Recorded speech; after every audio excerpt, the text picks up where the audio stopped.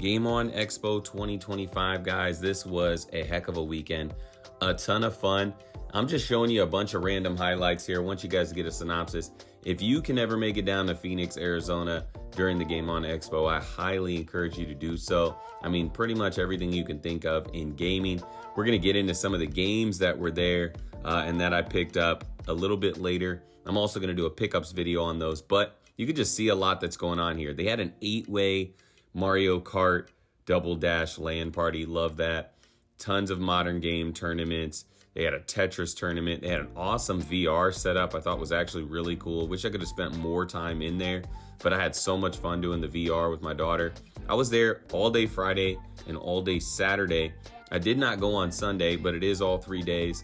Here you can just see a lot of great games kind of in the mix.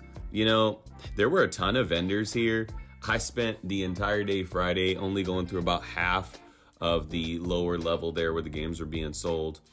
Here they have this new demo for Toxic Crusaders that looks really exciting. Of course, it's based on the Toxic Avenger movie. It just looks fantastic. They had a Nintendo Power Museum. You're showing a lot of artwork from various Nintendo Power magazines. Really cool to see a lot of that stuff and reading up on it as well. Just a ton of history. I wish I would have seen more panels around, you know, the history of different things. They had a really cool Sega panel that I sat in on, but that was about it. It was called Growing Up Sega. Here you see a really dope Model F. That thing was pristine. I picked up quite a few Game Boy games, complete in box, but just a ton of CIB gems all throughout this place. Here you'll see Bonk's Revenge, JoJo's Bizarre Adventure. The hitters just keep coming. But you know what? A lot of the prices at these conventions weren't fantastic deals. You had to do some good haggling. I mean, a couple bucks below eBay prices, you know, below market. There's a Rocking Cats. $150, as you can see, is kind of right on par with what you'd expect for that. I actually got it just a little bit cheaper not long ago at a game store. Yo, this was exciting. The Donkey Kong 2-pack on Game Boy, sealed. That thing, I've never seen that. $600 Batman, which is absolutely crazy. Some cool statues.